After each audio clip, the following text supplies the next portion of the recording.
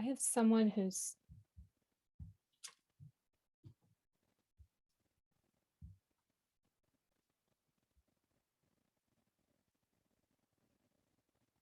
Lauren.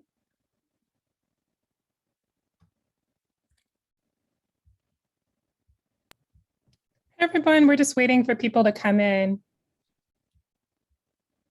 Be on in a couple minutes.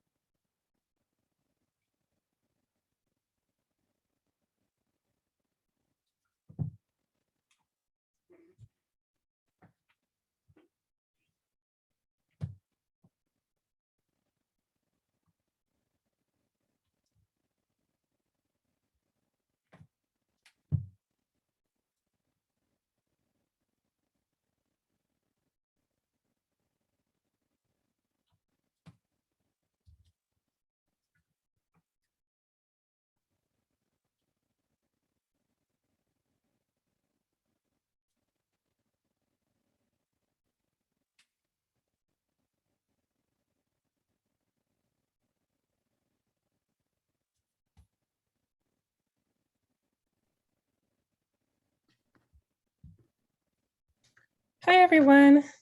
I'm Lauren Russell. I'm director of the Residential College in the Arts and Humanities Center for Poetry at Michigan State University. Welcome to our first reading of the spring semester, continuing our Poetry of Witness, Poetry of Resistance series begun in the fall. We're very excited to be featuring Jennifer Sperry Steinorth. For information about future events, please subscribe to our newsletter or follow us on social media. Our next event in this series is on February 23rd, featuring the poet, performer, and composer Avery R. Young, presented in partnership with RCAH Wednesday Night Live. Stay tuned for updates on whether that will be virtual or in person. Thank you to Lori Hollinger, our wonderful assistant director, doing so much legwork to make this happen, and all of our interns, especially Ksenia Luki and Rachel Iyer for their work on the promotional materials, as well as Celeste Rubino and Grace Carney for all their work for the center as well. And special thanks to Tim Lane for introducing us to Jen's work. Just a few notes before we begin. For the Q&A at the end of the evening, please use the Q&A function in Zoom. For closed captioning, please turn on the closed captioning feature in Zoom toward the bottom right of your screen. And please look for a brief survey following the event. Before I introduce Jen, I'll give the land acknowledgement. We collectively acknowledge that Michigan State University occupies the ancestral, traditional, and contemporary lands of the Anishinaabeg Three Fires Confederacy of Ojibwe, Odawa, and Potawatomi peoples. In particular, the university resides on land ceded in the 1819 Treaty of Saginaw. We recognize, support, and advocate for the sovereignty of Michigan's 12 federally recognized Indian nations, for historic Indigenous communities in Michigan, for Indigenous individuals and communities who live here now, and for those who were forcibly removed from their homelands. By offering this land acknowledgement, we affirm Indigenous sovereignty and will work to hold Michigan State University more accountable to the needs of American Indian and Indigenous peoples.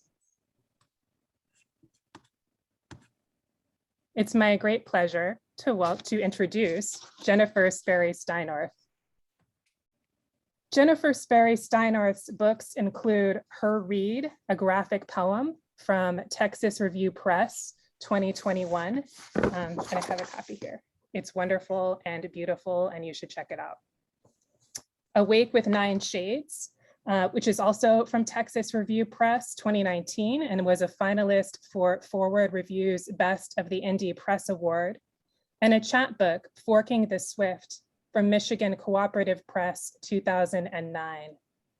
A poet, educator, interdisciplinary artist, and licensed builder, she has received grants from Vermont Studio Center, the Sewanee Writers Conference, Community of Writers, Bear River Writers Conference, and the MFA for Writers at Warren Wilson College. Her poetry has recently appeared in Cincinnati Review, Michigan Quarterly Review, Missouri Review, Pleiades, Plume, Rhino, and Tri-Quarterly. She's a lecturer at the University of Michigan and resides in both Ann Arbor and Traverse City.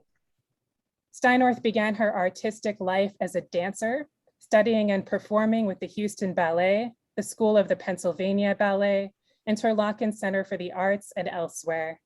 For 10 years, she was president and lead designer for a design build construction firm specializing in environmentally responsible homes. Her architectural work has been featured in Fine Home Building and other national journals.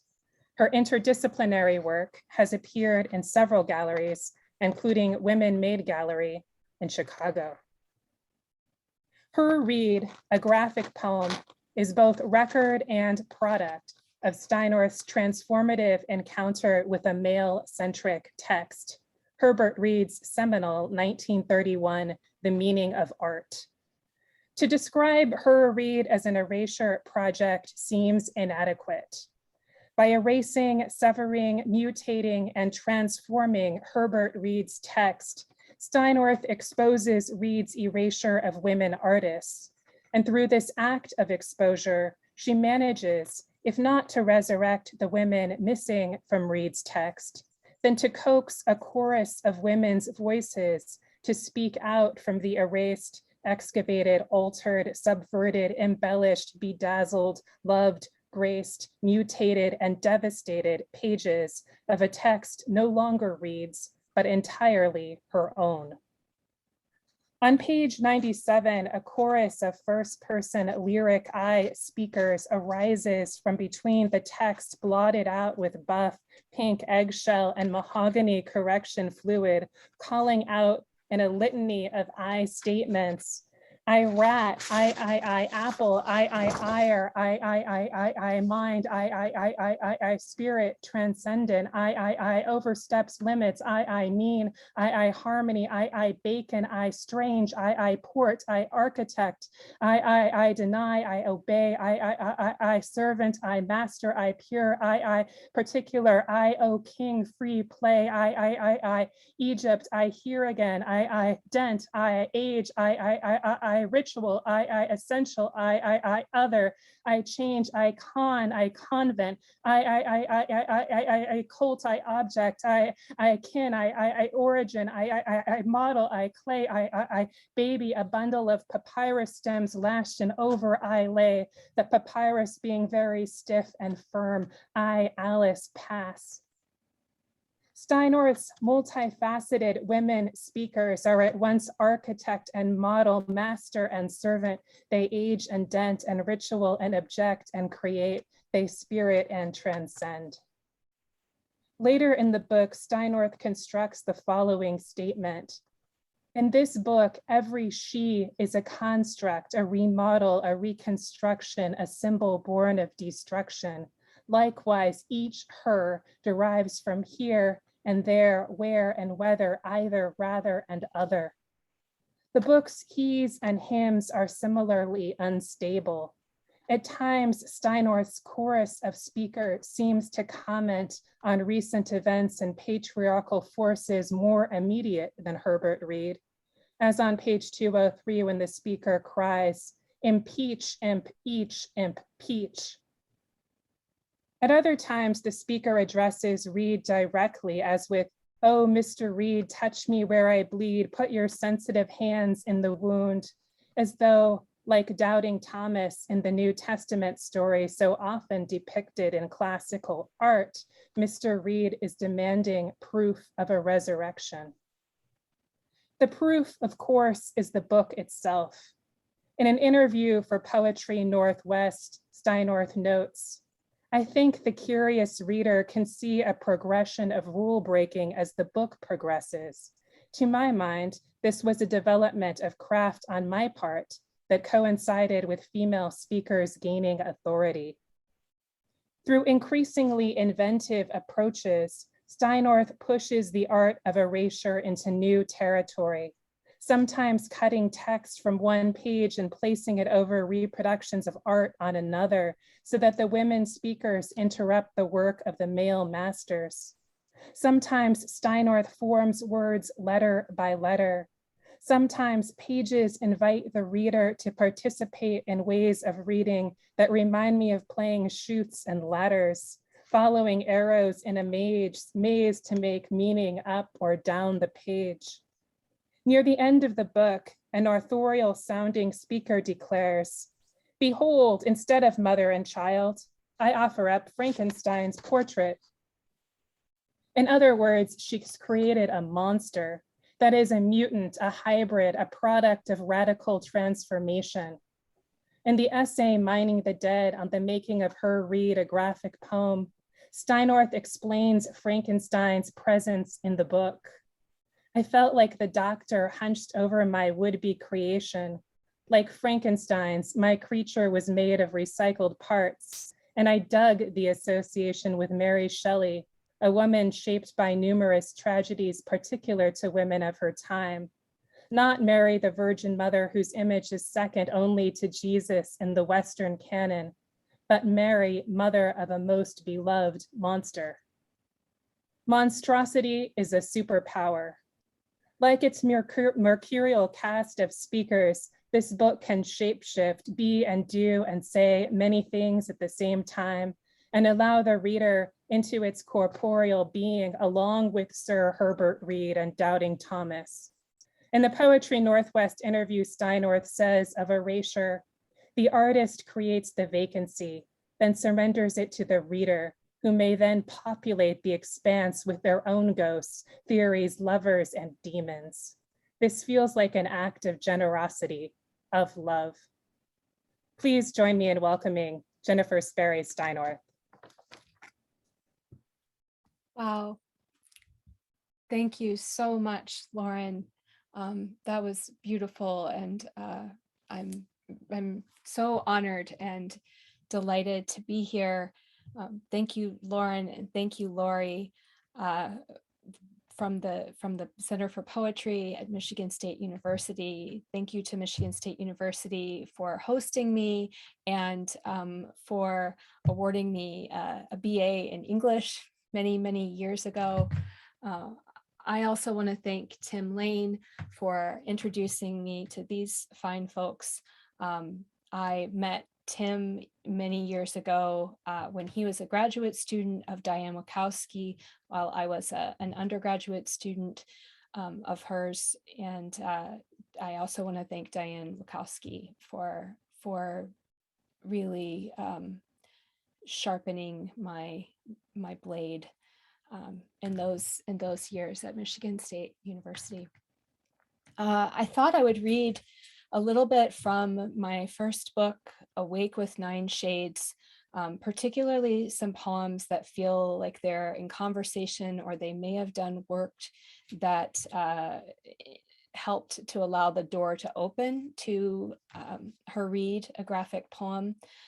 The book, Awake with Nine Shades, circles around many things. One of the things is the violent death of a close family member.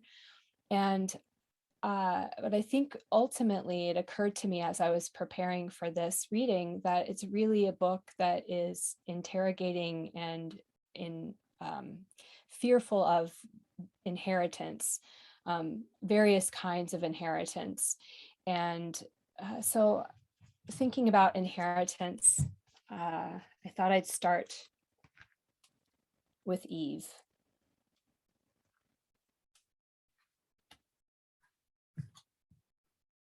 Eve. Once I held two worlds, held one in each hand, ate from both, one blonde, one red, two stems of wine, one sip at a time. It doubled my sight, it halved my mind. Each self was jealous, we waged pink wars. I pitched the cores, the seeds shook free, the dirt was good. Two new trees grew tangled, or was it one tree split? I wonder how many soldiers fit inside us, fit within this leafy tent. We loved each, Adam, wandering, wan and stiff in rent fatigues, but these dreams we runs gets nowhere, one to tree, now orchard, broad limbs, sweetly bowing o'er the earth, the dirt, thickly rooted, no expunging, no curtailing or recorking, the buckshot and spent shells of art's demonstrative artillery. So one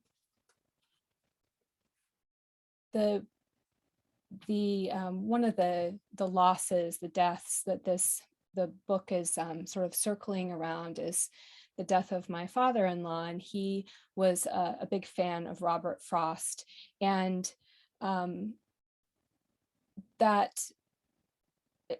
I was not a big fan of Robert Frost, I should say.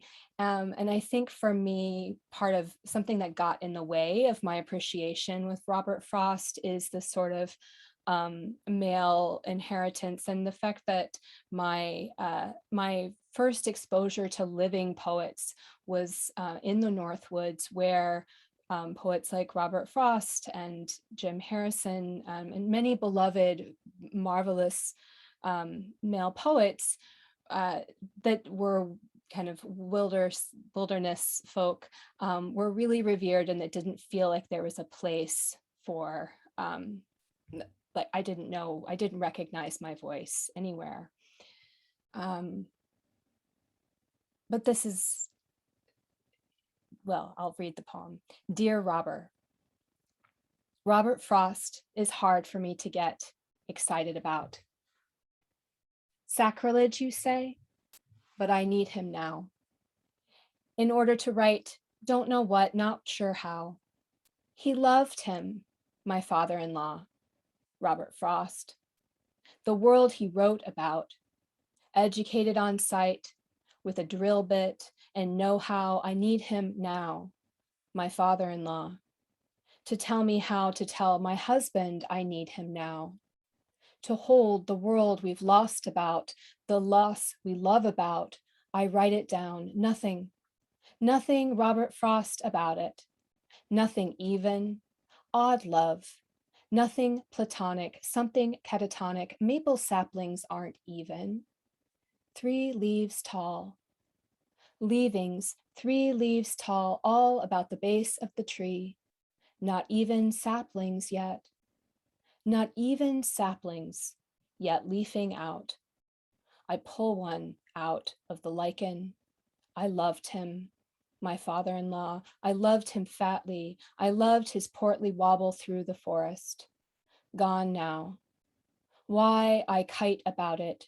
A string, a white line between hand and flying thing, a white line spooling out of a hand at the raised end of a body beached.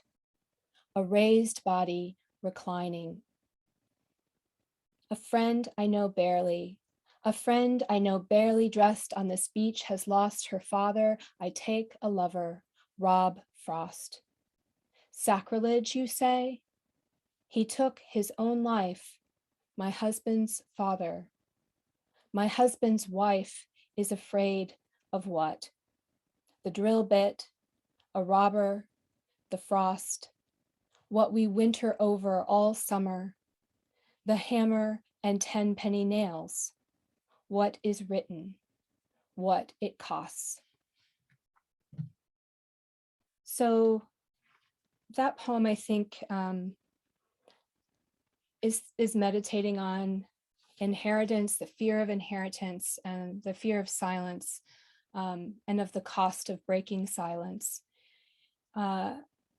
It also, though, opened the door to writing about a different kind of inheritance, to really interrogating the role of women, their entry point in history over centuries, millennia, as the lover. So I ended up playing around with this sequence, which was a lot of fun to do.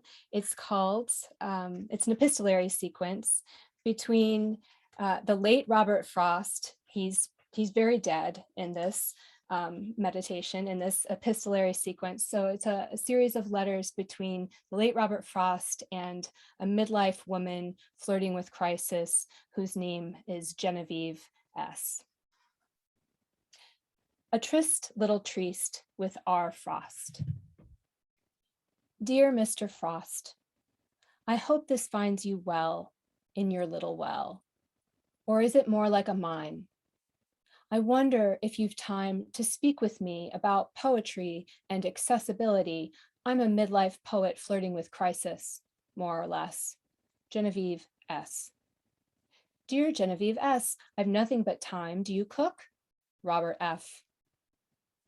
Dear Robert, last night was lovely, lovely, but I don't love your poems. Theirs is an odd romance, besotted with, or maybe they're just hard for me. Also, I'm married. Please advise. G.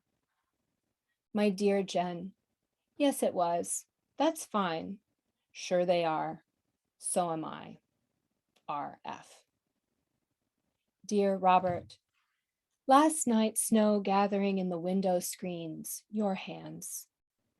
How easily you slip away. The living leave tracks in the snow. You left your glasses. G. Dear Guinevere, do you mind if I call you Guinevere? We could role play the highwayman. Wait for me by moonlight. I'll come to thee by moonlight. I do a good dead guy. So can you. F. Dear Robert, I think of you constantly. Do you think of me? Make X for yes. Make O for yes. GSS. My dear, I am very sorry. When we meet, I think only of your body of work. Mine is all I have left. Everyone here is dead. There are no chairs, no ankles, no vacant dresses. To embrace the living dead is not living. To embrace the dead living is yet living. Earn your living, earn your debts. Yours, F. Dear Robert, I have never carried a milk bucket. I love my husband, but he doesn't love poetry, not even a little. When you look in my eyes, do you see a woman or a poem? What does the woman want? A poem? I can only be seen when my household is asleep. Also, he doesn't dance. Fuck Billy Elliot and Tom Elliot. Fuck Billy Yates and Billy Collins, and fuck you too, so goddamn accessible. No one can get close to you. In your lifetime, were you known? Jen SS. Jen SS. Fuck who? Please advise. RF. Dear Robert, have I mentioned my sons? Sometimes I beget. Then I worry about raising sons while betting Robert Frost. Pardon me putting you in third person, but surely you realize you're an institution. My sons have a mother who's institutionalized. Some people think poets are free. Is this true? Yours, G. G, I'm dead. RF. Robert, darling, this may sting, but I've fallen for Creeley. P.S. I bought a new nightie.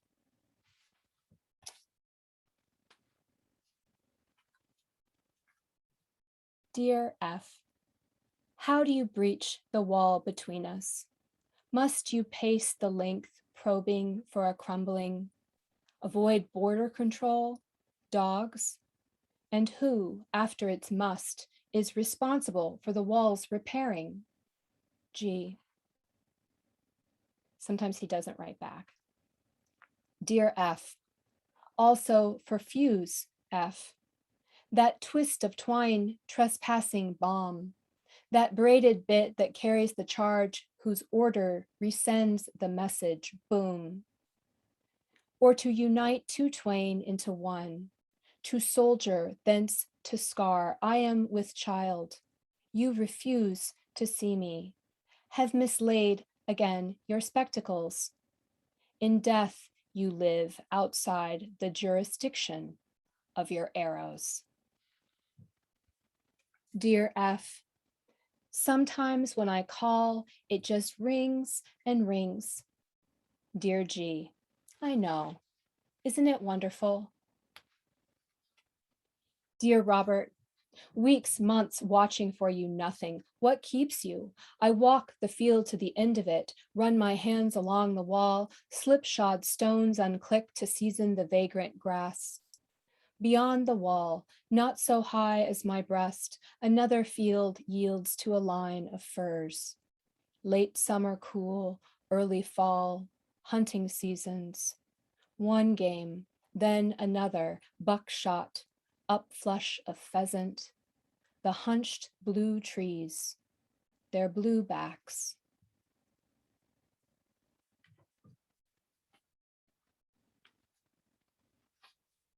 Dear Robert, before you come, I think you will not come. After you are gone, I think you will not come again. Please advise. Jen. Dear Jen, I'll see you tonight. Melody freeze at 8. I'll be late. RF. Dear R, sometimes when I'm with you, you're very old and sometimes young. Do you feel the changing? I see your face transform in my hands from a man of 45 to 88 to a week's old child. Do we live with all our ages within us? Dying, do we pour them out till there are none, or wear them all at once? And this always, how long will it come between us? Dear Robert, you are reunited with your wife, and 1,000 queens, magicians, scholars, dancers besides, and Emily and Rainey and Aunt Gert and beloved CD. Even you and I will be reconciled in ecstatic oblivion eventually. Why the howling? Was your love ever false? Did she withhold the favorite dish, serving instead a thin broth cold? I sent love away, was angry. My house, no longer my house, is empty. Children, husband, mother, friends gone to the movies, a mystery. And when the culprit is finally caught, what will her sentence be? Okay, let's see, one last poem from this book, and then I'll move over to her read. What if we wake up dead? What if we plant roses beside the shed? What if we paint the living room a muddy incarnadine? What if we go on a diet? What if we go to Paris? What if the dog's ghost follows us when the house is sold? Where will we go when the house is sold? What if we try talking? What if I could be nice? What if we have to move in with your mother? What if we could be honest about the weather? What if, like a father, you get up to leave the room? What if, like a mother, I speak only in other rooms? What if we redo the kitchen and you become a pastry chef? What if we move to Phoenix? What if I smash the Lennox? What if I drive away what is good? What if I drive away into a tree? What if we cross our hearts? What if we make applesauce? What if you become what kills a father? What if I can't forgive what killed your father? What if the kids could see us? What if the kids become us? What if the kids inherit everything? Okay.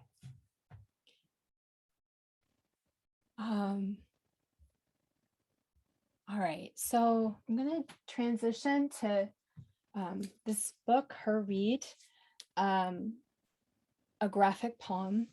This is a book that I started in 2016, and I have to thank Lauren again for that beautiful introduction, because you said wonderful things beautifully that that I don't have to mention, which I'm very pleased about. But I started this book in the summer of 2016. I was too enraged to write in the traditional way, making my own words up. I'd wanted to try a longer extended erasure for some time. And I was checking out the books at a library discard sale, where they were getting rid of books they didn't want anymore. And I found the book that looked a lot like, let's see, I have a raw copy here. It looked like this, The Meaning of Art by Herbert Reed. And I thought, here is a pretty little thing I can destroy. And I was really struck by the title, which felt very pompous, like as if the meaning of art, here it is, I'm going to just tell it to you in this little volume. And really, it wasn't until I was into the book that I realized that there were no female artists named in the course of this survey of art, which goes from prehistory to the modern era.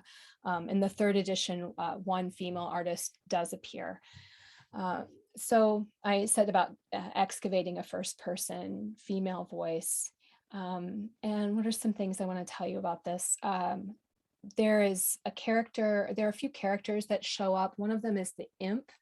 The imp came on the first page where I began in the book, because the book was so intellectual and Latinate, and there weren't a lot of good nouns that I could work with. So I had to find words inside of words. So imp arose out of words like impressionist and impossible and imperative. So he showed up, or they showed up. And let's see, the Virgin shows up quite a bit, as she does in art. And it really made me think about the role of religion's role, particularly Christianity and the Western canon of art, the relationship between those two and their relationship in teaching us who we are in terms of gender. And so I really wanted to interrogate that, or I think the interrogation just came without thinking about it. The passage, what I'm going to read to you is a patchwork beginning at the beginning and ending at the very end of the book. There's bookended use of the word art as a verb, as in the King James use of I art, thou art, which was really fun to play with. I think that's all I need to say. So I'm going to be jumping, and you, let's see, I'll screen share now. I won't necessarily tell you when I'm jumping, but oops. There we go. Okay.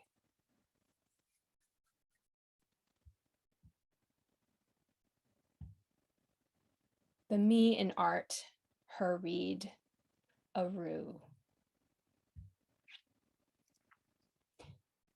Face this book as a road or passage from what is. I hope, for the sake of completeness, with the listener, in the present, I make for clarity and resurrect Francesca. And this is from the table of contents, you might be able to tell. I art soft in between. I art not golden. I'm a distortion of what we picture as human. I art our motives. A prim fusion of orange and plum, I poach in disaster. I art no escaping the imp factor or Barbie. I art's point, I toy's view, I other in intimate value. Note, I wish to thank Mr. Reed for very kindly lent pains. I should say that while I was crafting this book between 2016 and 2020, I finished it just before the 2020 presidential election. I was grappling with chronic on often debilitating physical pain. I had not yet been diagnosed with celiac and Crohn's, and so pain is something that shows up often in the book, and it was easy for it to appear because it came from words like painters and paintings and paints. So I wish to thank Mr. Reed for very kindly lent pains. And on the left, you'll see all the artists who have illustrations that appear in the text. In the middle is Barbara Hepworth. And I, the lovely lace ruff which adorns him. But actually, we do make such a sensuous impression of vitality that a man sees and feels the object, sees its universal imp, sees the one in many, the many in one, at his peril. I remember a pain that he called fine, from which ivory, bone, silk, wool, Paris. The ass is his especial cathedral, conceived as walls enclosing a space, and as such must be viewed from within, or as a face defining a mass, and as such must be looked at from without. If we mind his rose and passage his child, amusingly he relates how pain is in the hands of a master. Even Leonardo had to touch my whole open window, as it has been called, with his manual dexterity and a scientific aim at feeling me not in control of his effects. He ran. Oh, heart, oh, human continent, come hither, come nearer, the imp comes too. O wide sea, O soil, O story, O doubt, O flood, O river, O rope, I come to elope with this tomb, an intimate, romantic interlude, finally rid of Mr. Step and Mr. Gas and their fancy texts of the second coming. Except to suffer amour is splendid. Its innumerable domes and minarets and the extraordinary refinement of its ornament, can be never deprived of that power, power to birth myriad selves. For such a phenomenon is I, an ox, an owl, a pipe organ in brine. But what of primitive desires for brightly colored feathers, or to be conquistadors, the most ruthless vandals the world has ever known? Mr. I. Wynne Bullock tells us it is normal, the I exhibition. So in the valley, Mr. Bullock curates unusual knowledge of very rare impulsing meat. This is probably connected with the failure of this civilization to develop an elaborate structure of ritual sacrifice and erotic play that celebrates not life, love, but death, certain repulsive qualities. We have to admit, if we allow sensuous faculties free play, heart is the most beautiful produce one could swallow, over which stretch the skins of human terror. Sadism is intense. Myth and folklore, fairy tales and horror, we know too little, too much about our own righteous dog. I practice a disinterested appreciation, a state of passive receptiveness, as Roger Fry called it, and so find endless pleasure. We know a flue penetrates eye. We know an ohm stretching from eyeland through to the Renaissance. Oh, oh, we come to be mother. Other, other, as ever mother we conceive. Hand of my mom, mi mum, madre, ma mère, mama, soft, sin word, strange, uncontent to remain outside. But softly we hum, feeling worser and worser, slowly learning our mum's genius is buried in the cellar. Thirst is a discipline of color, of pain, a brush, and years of rain. Thirst is author and judge of mother. It makes, then passes through her fingers. Ink every vulgar mother whole story. A sung story conceives a story.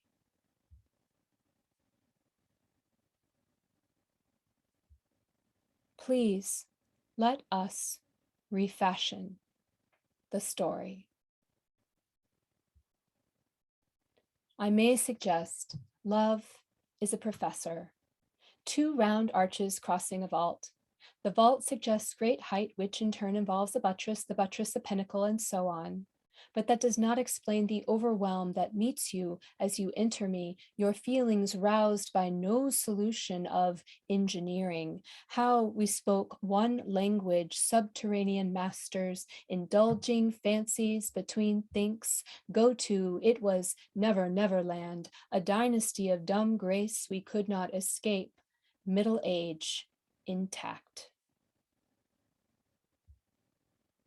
If I describe sweetness, leaves, tendrils, flowers, animals, children, as a dreadful and vindictive plague, let that be a plea for intimacy. As ever, love's voice is borrowed. Oh, I was so in, oh, in. Oh, virgin, with the lust of angels and curs, at beloved's behest, I played thee. Masters say pain is dominated by the whip of longing. Masters say pain is the dominion of ecstasy. Masters say pain is a dominatrix, is Italian. Say love in italics, apply hot wax. Sweet boy, this as a process can only be described as loving care. Comes lowliness, comes surprise, comes in a hood, in a van, in a cot. Act natural, frond of fern, petal of flower. Lowly, the highest expression of sainthood, sweet head tumbling out, a van, a cot, my mouth. Let's all pose for St. Francis. The landscape expects to consort with ecstasy. Pull back your hood, pull back my head. The dead is no actual person, cries, Master, master, read me top to bottom. Master, master, read me under the covers. Master me over the others, bottom to top, bottoms up. Let's all drink the Virgin. Master, sweet master, peace me. Let me drink you under the table, spread like butter, wear my thigh, there but for a white, unmarked van, go I. but for the grace of a waxworks saint. Oh, oh, you found my stigmata. Mister, I am not your masterpiece. Darling, you're my very best virgin. Don't you know, if pain be real, the best virgins are the ones who play pretend?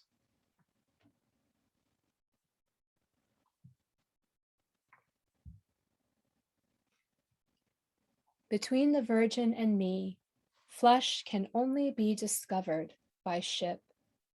I scarcely fret the waves at the foot of our fantastic fur bed.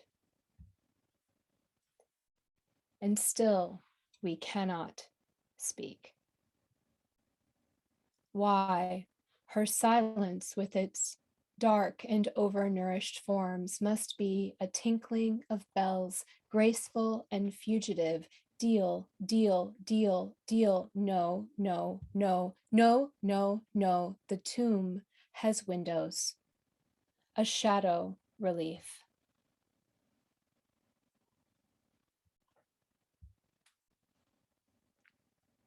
If you are erased, if the hand you see in the stone remains buried, if you dare to be no man's hotel. Freedom, freedom, come to me.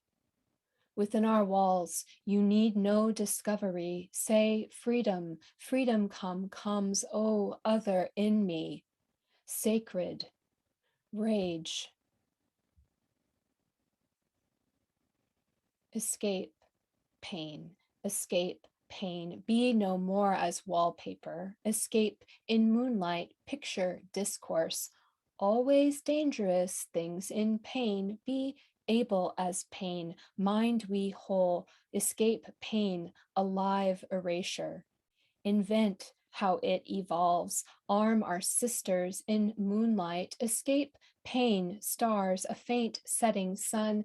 Be the eye to be satisfied. Escape paintings, escape painters. Escape no more strange mouth chanting. Escape, say nothing. Define morphology. Inspire, escape. Paint, pain, call it love. A conscious lion. Dispense with, escape. Paint openly, paint as we, no I, excess. Limitations are obvious. He, his he, compose he of the he from the he before him, his subjects given him by his he. One may tremble to conceive such a superman. For to part his he from he pains and pains her. He and his, I, medium, weep. His eye, the whole canvas, our eye waters closing to attend. What under and under the troubling sings. Of lake, the lake of the lake we make of she.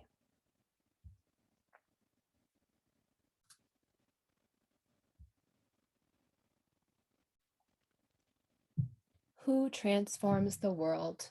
Naive. Naive to all the great masters. I begin with shade, plain words, a trick of light, then on to murder. Man was so into sacrifice, but maybe I went too far. I was made a kind of lacework. The lace maker's eyesight is sharp, our flesh soft. Once recaptured, held in suspicion, lost again, his hands. Nothing is more subtle, more successful than a minor poetry. So sweet, we cannot imagine our own banality. I have spent my life in porcelain, and yet we rarely caress porcelain for porcelain's pleasure. I is to understand pain, is a letter, is hope's drift, I vow, I change, I am the same. How can I be the world? You see, I feel myself one, and one feels, one, a flood to choke one, and one exclaims, to be honest feels like failure, to be honest. Strange man, who can do without something greater than I wants music, men and women, some else, and radiance unended, the world to be honest, our honesty makeup to be real, insufferably honest. The costume into which we are born is old-fashioned. In the blue of war, over yellow roads, in cities, on stage, in plastic wards, bare-faced and desert-shorn, we have borne masters. No memory of an unborn master. Yet must we be born one or the other? Could we be neither and wonder? Or is there ever a king in speaking, one who proclaims, I pain what I see? In his book, he who transforms the sun transforms into the sun, who we, child, must admire. Oh dears, oh fathers, so late in the day, still ashamed of pain, ashamed of the world in pain. So we are made in pain to pose and shimmer. So this is the final few pages, the third section that acts sort of like a coda. So I'm skipping a bit. In view of the sea, in view of the hearse of time, what place should be given to words, scenes, figure studies of oneself, of any self in transit? In this our one flight, in light of the sea of tranquility, the tranquility of a mind no plea can move, what good are temples to the moon? Unless to set ablaze a face otherwise occupied by islands. Why draw lines between us if not to execute the distance between us, if not to let an interior be read, to be very vividly red, red, red and green and yellow, blue and green, such that we do not destroy one another when we bleed together. For each, we realize the self. The self is liquid, lacework, holy water, glass, a conception obliged to transpose as green for red, with a beloved, and the beloved is known by many names, and by the desire to renounce one name and take another. Sweet pea, lion, pussy, Ernie, fire, flower, thou, spear, angel, amado, Romeo, grace, she, queen V, he, they. We love to embrace the danger. We art to toy with feeling, transposing one kind of fear, one kind of love for another. We art to toy with memory, those plastic dreams, to fix in concrete, as if a kiss were anything but goodbye, as if to unknow the marble profile of goodbye, as if to return to the dream of the unborn calling, and in the place the book is buried, plant a tree. Amen, amen, amen. We art to toy with alternatives, by touch to cure, by love to infect, not a man speaking to men, but grief, grief and a patchwork spring whereby we come to embroidery and sing. We art to transmute pain, pain, that germ that plays upon our nerves, patient as nurses who testify to our fragility like a Greek chorus. Pain into wonder, homage, moonlight, horseshit, pity, wool, stone, velvet, impetus, a war, dawn, relief, salt, furniture, vision, a bridge. When vision is communal, it becomes religion. We art. This is God's image. Or only hands on the walls of a cave. Thank you. That's what I have for reading this evening.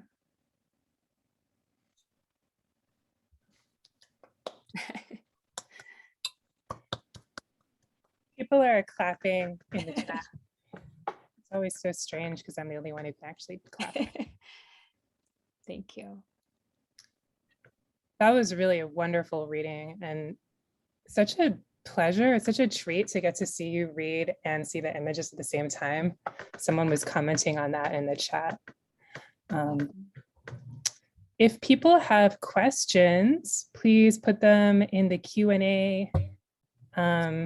Click on the Q&A icon and type in your question. I guess I can start while people are doing that. Because I'm curious because we talked, or you talked earlier today in the workshop about sort of rules people will set themselves, constraints people will set themselves when embarking on erasure projects, and you yourself completely changed the rules over the course of the project. So how did that happen? That's a great question. I started off thinking like, okay, I'm just gonna use whiteout and I'm going to, work from the beginning to the end. Although I thought, maybe I'll rearrange it, but I ended up spilling from one page over to the next in terms of the syntax. And after a while, I felt like this book is too long for me to keep it up with just the whiteout. And I would see possibilities for readings. I think one of the early ones was like, oh, I really want the reading to go in both ways, but I can't. How do I show the reader that I want them to go in this way and in this way? I have to draw lines. So all the times that I broke rules was I needed to solve a problem where I could see the possibility, but I had to break a rule in order to make it happen. And also fairly early on, I had many pages underway, but I was at Vermont Studio Center, and I was there at Vermont Studio Center, there's writers that are there with visual artists, and I had this book and I was showing it to a visual artist, and she's like, Jen, this is art. I'm like, oh, well, poetry is art. She's like, no, this is art. This is visual art. This is an art book. This is, tell me about these marks. You should make more of these marks, and it gave me permission to crudely, work on my own mark making. And so that's kind of how that spilled. And then by the end, when I'm cutting words out and rearranging them, at some point I was nearing the end and I'm like, okay, I'm no longer willing to rely on the words that are there. I'm gonna mine the words and put them in the order, because I feel like there's things I want to say, and I want to loose myself of this constraint a little bit. So that kind of led to that. Myself, I really appreciate that sort of dropping the constraint in order to meet the possibility that you're seeing. Yeah. There's now a ton of questions. Okay. So Ksenia Luki, our intern, who designed your poster, Oh, awesome. Thank you. she asked, I loved hearing in Lauren's introduction how many different interests you had throughout your life. How and why did you eventually land on writing? Furthermore, for her read, what was your standard method of creating an erasure? I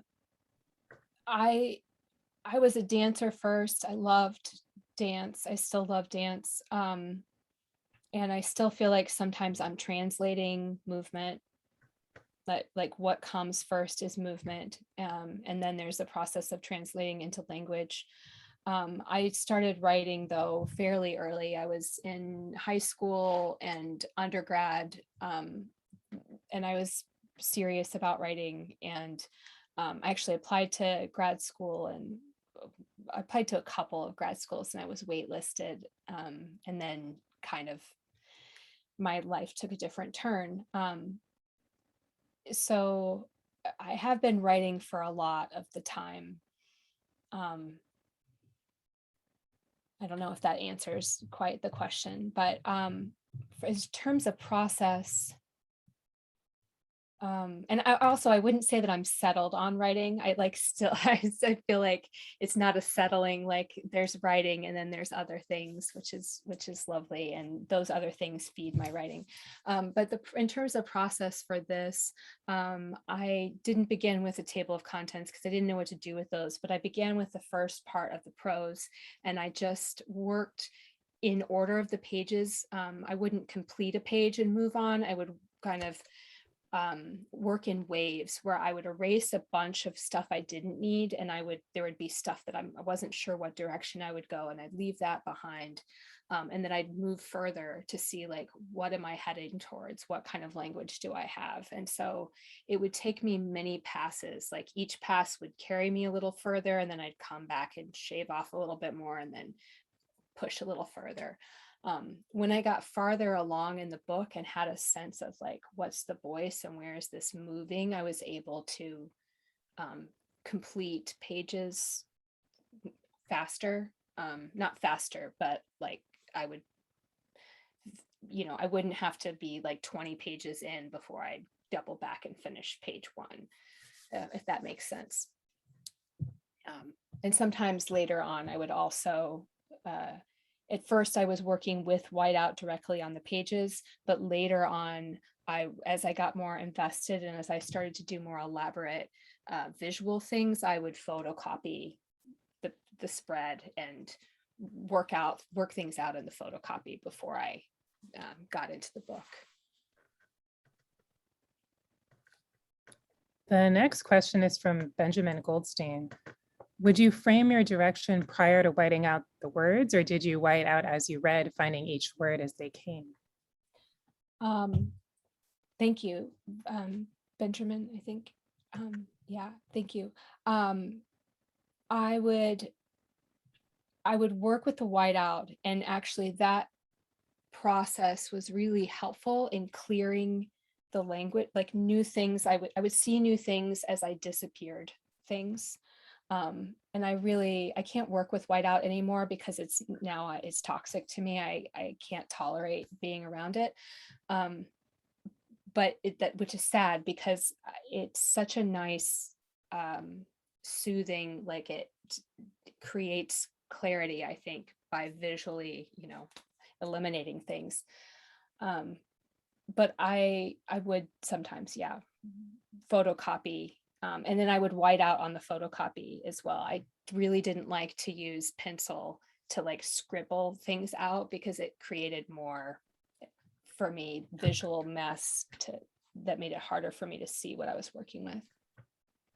I feel like that's a really personal, like,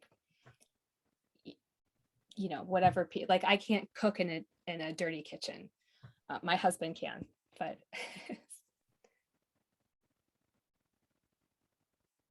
Diana A asks, can you talk about the process for creating the poem or text in the hand mirror image page where it's handwritten, I think?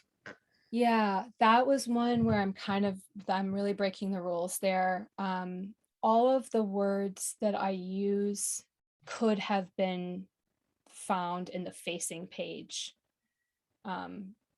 But I riff on them. I take them and use them multiple times and circle around them. And yeah, so I could not have constructed that from simply the page. But I could have, if I had many copies of that page, I could have created the text on the left. And I feel like that mirror obsession riff, it felt appropriate in that mania to allow that rule, that complete breakdown of the rule in that. For me, I felt like it was justified in my mental rule book. So even though you hand wrote it, the words were in Herbert Reed's text. They were, I should go and like verify that there's nothing that's not there. Just because now that was so long ago.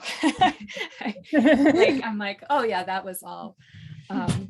Yeah, I have, I have the like some whole copies. I made the book 3 times, so I did go through the process several times, but I didn't check that. I should probably do that. Oh, Dana A, who asked that question, says, definitely appreciate the intentional breaking of rules. Thanks for answering. My pleasure. Anonymous attendee. So at the introduction, it said that you went to Interlochen Academy of the Arts for ballet. Knowing that Interlochen has a creative writing program, I'm wondering if you then did a bit of both, or was your ballet your only major there? Also, well, this came up a little earlier also, but how did you land on creative writing later in life? And you said you didn't land.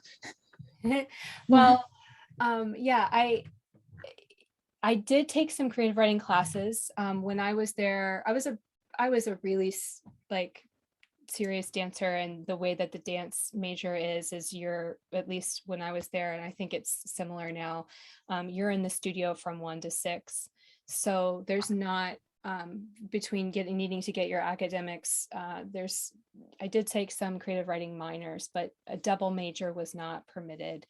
And I don't think I could have done that even if it were. Now there's an interdisciplinary arts major, and there's been other kind of versions of that where you can do 2 things, but that wasn't an option at the time. And I think I kind of knew like, this is something I wanted to do, writing, but not now, like I'm not ready yet. When I graduated from Interlochen, I went to Pennsylvania Ballet School, and like, I knew I wanted to major in English, but I also wanted to pursue a career in dance, outside of the college, but in the professional path. So I kind of like the idea of not landing. yeah, Because I feel like you wouldn't be able to create this work if you hadn't done all these other things. Like the way the motion of the text moves is influenced by dance. And I feel like your work as a builder and sort of thinking about the book as like a dwelling place. I think you said that in an interview. totally. Yeah. The whole, when I found out that stanza was Italian for room, I was like, yes, of course. Like, I really structural, the structures of regular, poems that appear on the page, and the movement through empty space. I didn't show any any of the images from this book, but there is a lot of play with visual, with space on the page.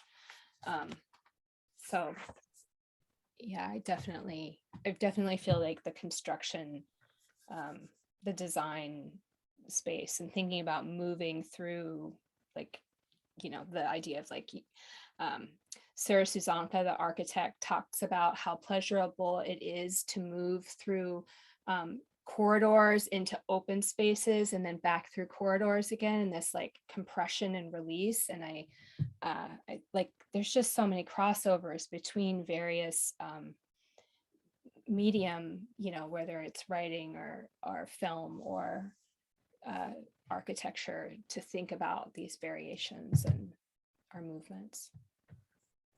In an interdisciplinary college, we talk about that a lot. So I love how this work exemplifies that. From Rachel Iyer, another of our fabulous interns. For her read, did you have the full story or the concepts planned out before you started? Did any additional themes arise during the creation process? Oh yeah, it was all in the discovery. I, towards the end, I knew places that I wanted to go, and there were various times where I knew land I wanted to head into. But it was always, it was almost like dancing with a partner where you keep taking turns leading, except for like, you don't know when the switch is happening. But there would often be things like, I want to say this, but the language isn't there. And then something else would make itself visible. And I'm like, oh, okay, I didn't think I was going to go there, but I guess that's where we're going. Which makes it sound like it's purely happenstance. And, it's a really interesting improvisational. I mean, it's definitely not improvisational in that I would often spend hours and hours, and sometimes I would be stuck for weeks or months on a spot that I just couldn't get past, or would, be working it out in multiple drafts. So people have asked like how many drafts. I'm like, well, I made 3 books, but to finish the first book went through, each part went, I don't know how to count the drafts because, it was evolving, but it definitely, the book was teaching me, it was absolutely a discovery all along the way, I guess, is the short answer that I made long. From Cindy Hunter Morgan, was Tom Phillips' work an inspiration?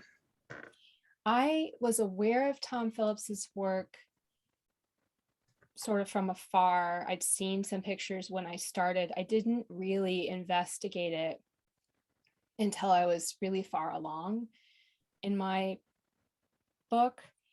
I was reading lots of different erasures, but I didn't spend a lot of time with that one until later. And then when I did, I was like, I felt a lot of kinship between them. His is all, there's like a lot of eroticism. I mean, his is a very male, it's a very male voice speaking, in my opinion. And there felt like there was kinship. I mean, he's, the visual art in Human Myth is beyond mine. He's quite the master, I would say. Yeah. Sydney Page asks, what does your writing process look like?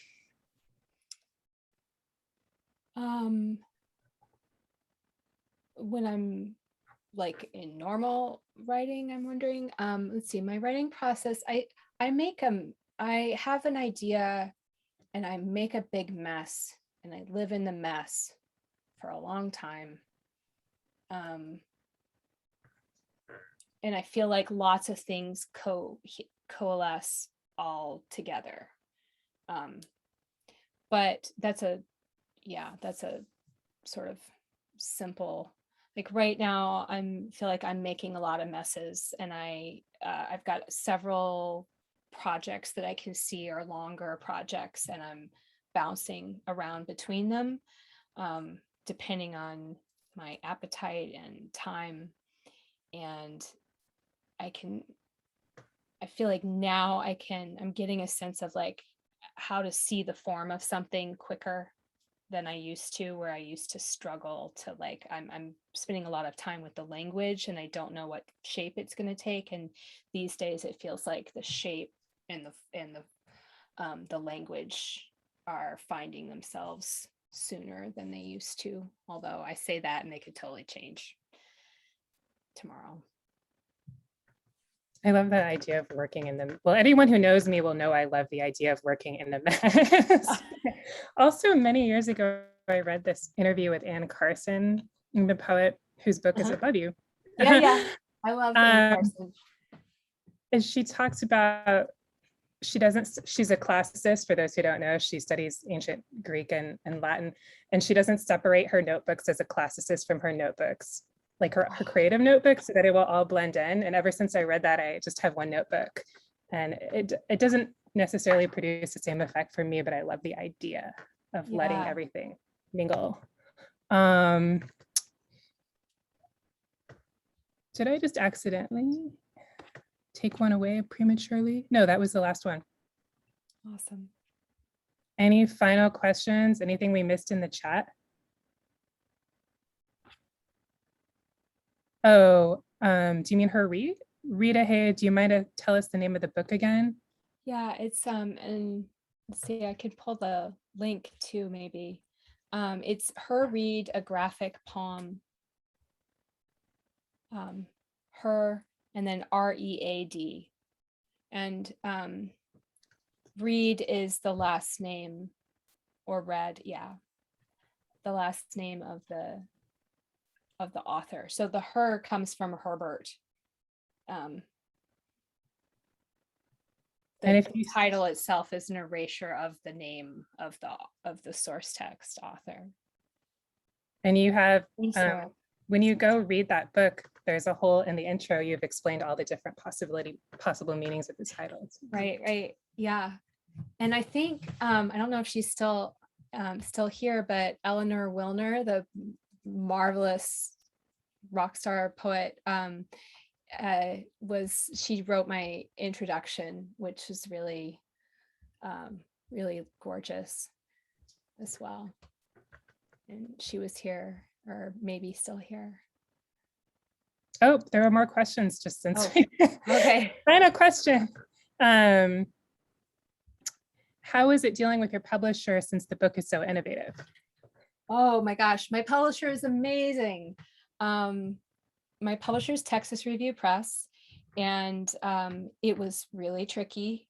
But one of the things is that because I'm a builder and we design homes from scratch and like walk the land, and like I understand that when you're making something from scratch, there's a process, and that process is messy, and that includes sometimes the publication stuff. So there were definitely a lot of challenges to figure out over the course of just like how to take what was a physical artifact and turn it into a published thing that could be reproduced over and over again. Should it be scanned? Should it be photographed? How should it be photographed? I ended up doing all the photographing and processing the images, and that was a lesson. But my publisher was really great. J. Bruce Fuller is the director of Texas Review Press. He's a fabulous poet, Stegner Fellow, PhD, teaches at Sam Houston State University. And Texas Review Press is out of that university, and he really believed in the book and was willing to, it's not an inexpensive book to make. It was, it's a hardback. There's like over 200 color images in the text, and they made it work. And they have a series, Contextual. This is the first book, and it's the only book so far, but it's work at the intersection of image and language. So, and they're doing all kinds of innovative prose and the poetry. Another one of my pressmates, Matt Miller, is in the audience. I think it's his fourth full-length collection just came out last spring. Yeah, spring of 2021. Let's see, I've got that somewhere here.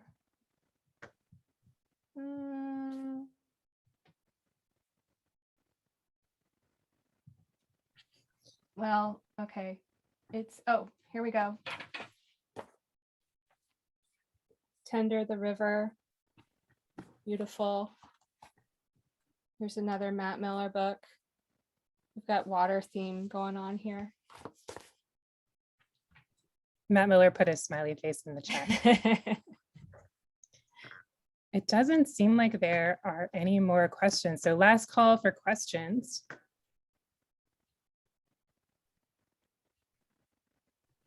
Don't see any. So thank you, everyone. Thank you so much, Jen. That was a wonderful reading, viewing, thinking experience. Thank you so much. And for your workshop today as well. And just again, another round of applause for Jen. And thanks to our assistant director, Lori Hollinger, who's worked so hard on this, all our interns, Dr. Beth Alexander, for generous support for the Center for Poetry, and of course, the Residential College in the Arts and Humanities. So thank you, everyone. Thank you so much, Lauren. Thank you. Thank you, everybody. Thank you, Lori. I'm so pleased to be here. Thank you all for coming.